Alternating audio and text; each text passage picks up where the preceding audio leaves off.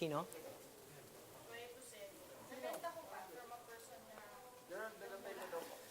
GDP. Despite concerns of conservation groups that the bridge Hi, will Gerard. have an adverse impact on heritage sites within Intramuros and Binondo. The DPWH said the construction GDP, hello. no Hi. cost to the Philippine government. Gerard? Because the DPWH has already completed the construction of modular Hindi yata ako hospitals narinig. at the Quezon Institute and the Lung Center of the Philippines, as well as one in Gerard. Caloocan. Gerard. Hi, Gerard. Good morning. Hello. Ayun, good morning. Gerard, hi.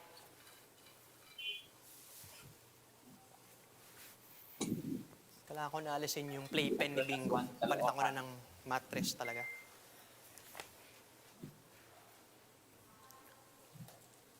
Gerard? GDP? Okay.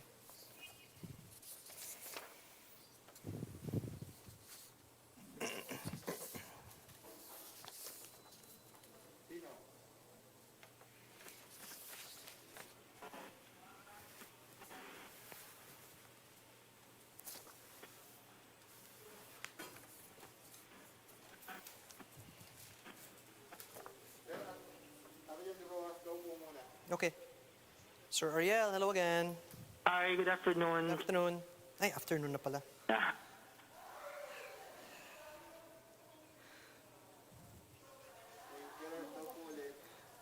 Jai Gerard. GDP, hello, hi. Gerard.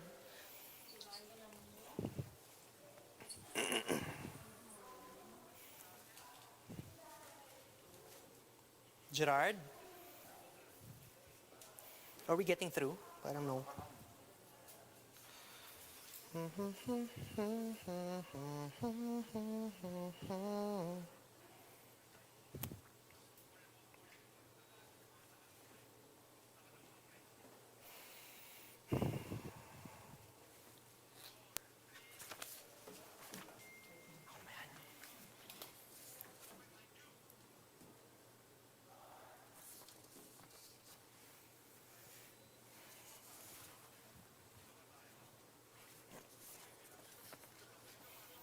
Ilan ba tayo, bro? Hello. Hi, Gerard. Naririnig ko si Gerard, hello. Ayan, naka-side view nga lang. Ayun. Ayan. Hi, Gerard.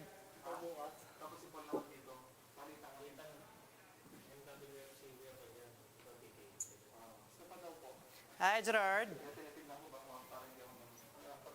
I like your jacket, man. It's very, united. Gerard? Kaway-kaway? Kaway-kaway? Walay? Okay.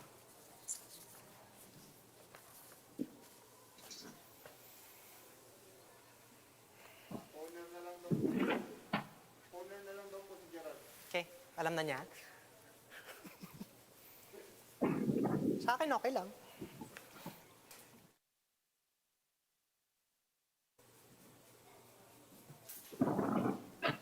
Sige.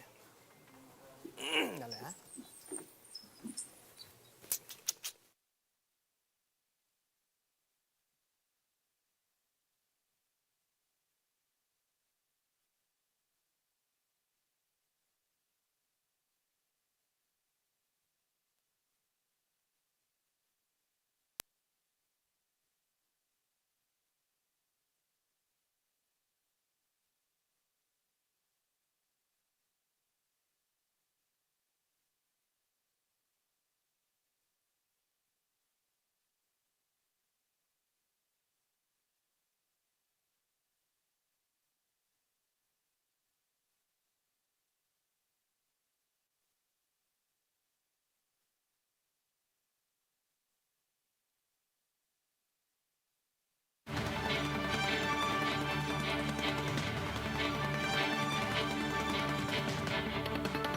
news day continues here on One News Now. I'm Charles Lejano. Tropical cyclone wind signal number 2 is still up over various parts of the country due to Typhoon Bising. Signal number 2 is still hoisted over Catanduanes, the eastern sections of Camarines Sur and Albay, as well as the eastern and central portions of Sorsogon. The same goes for northern Samar, eastern Samar, and Biliran. However, more areas are now under signal number 1. The list of provinces and islands under this category is now flashed on your screens.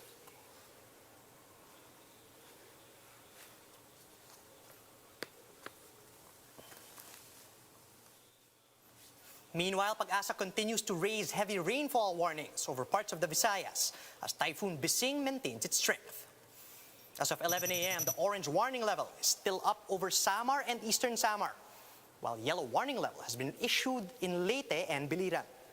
Residents from these areas may expect flooding in low-lying areas and landslides in mountainous regions.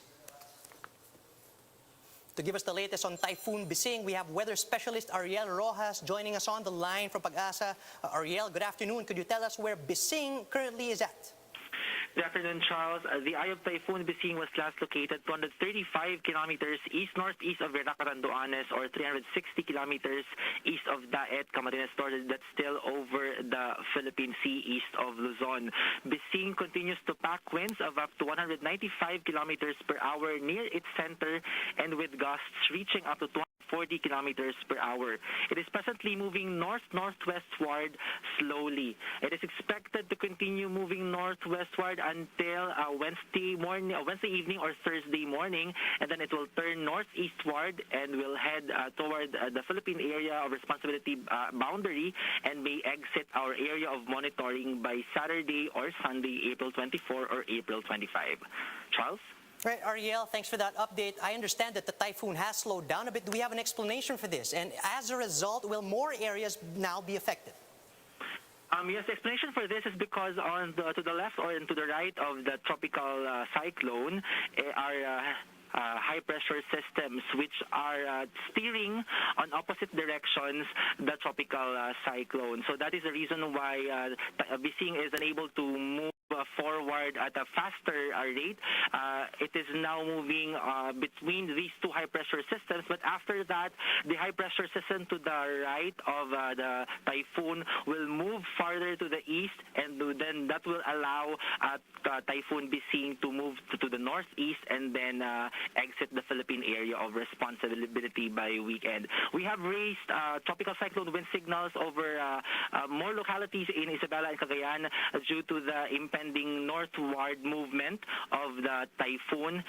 So we are able to allow these localities to be warned of the impending significant potential impacts of Typhoon Bising.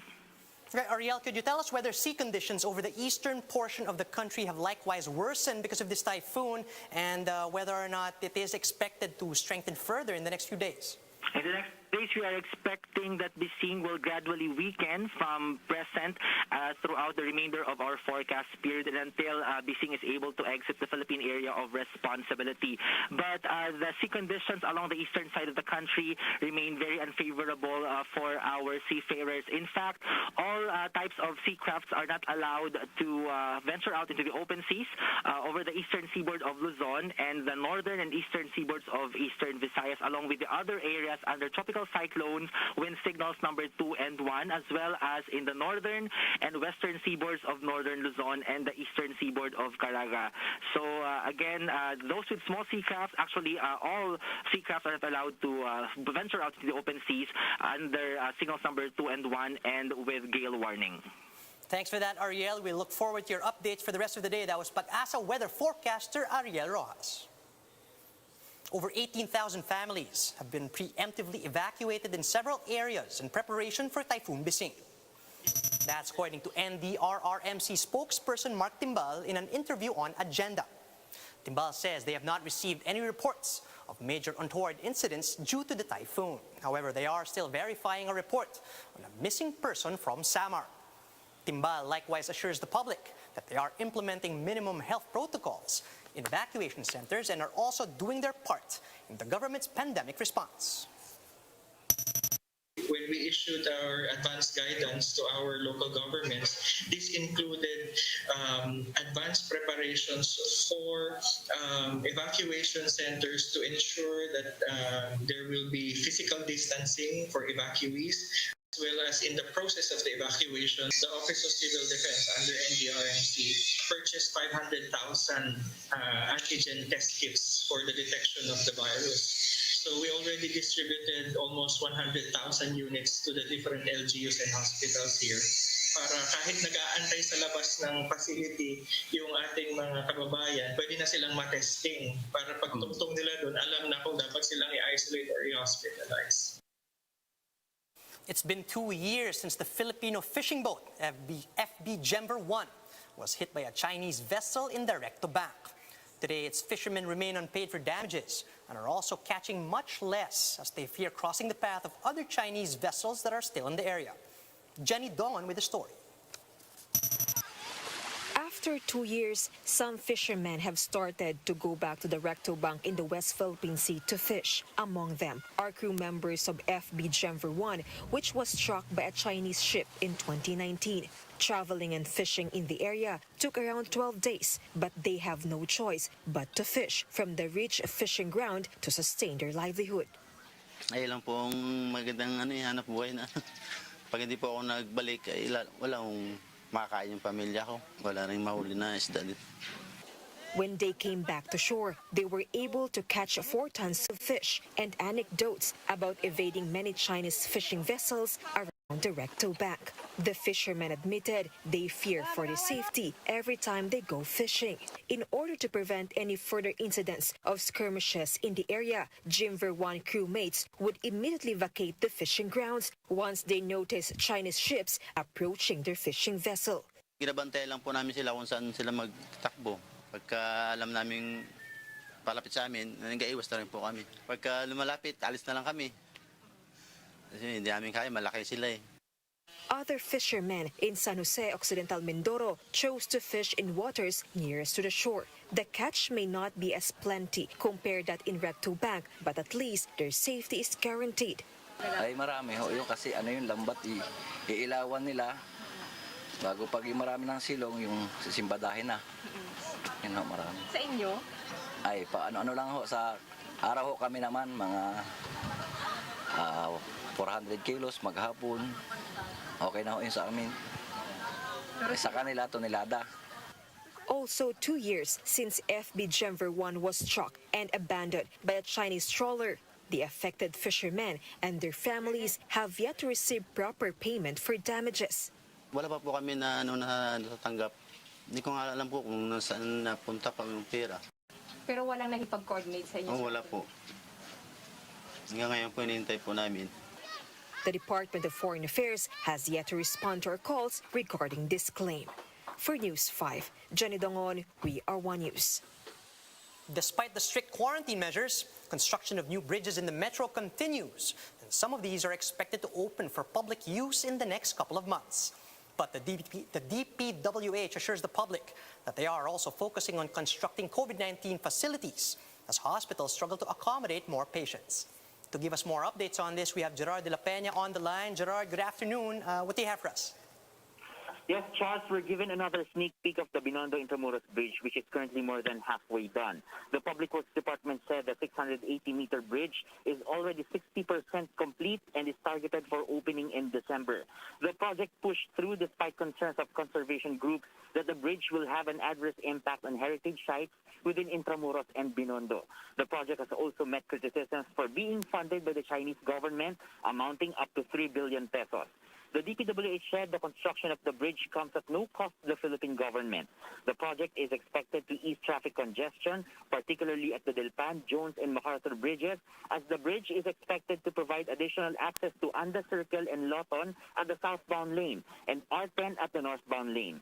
2 other bridges crossing the Pasig River are also expected to open in a month or two, and these are the BGC Ortigas Lake Bridge and the Estrella Pantaleon Bridge, the latter being another China-funded project. However, the DPWH clarified that their priority for now is putting up more modular hospitals to ease the rising occupancy in medical facilities. Public Works Secretary Mark Villar said that while its isolation facilities are 70% full at the moment, these only have basic amenities that are not enough to treat moderate to severe COVID-19 cases. The modular hospitals, which only takes 45 days to construct, will be crucial given that hospitals can hardly accommodate more patients due to the continued rise in COVID-19 cases.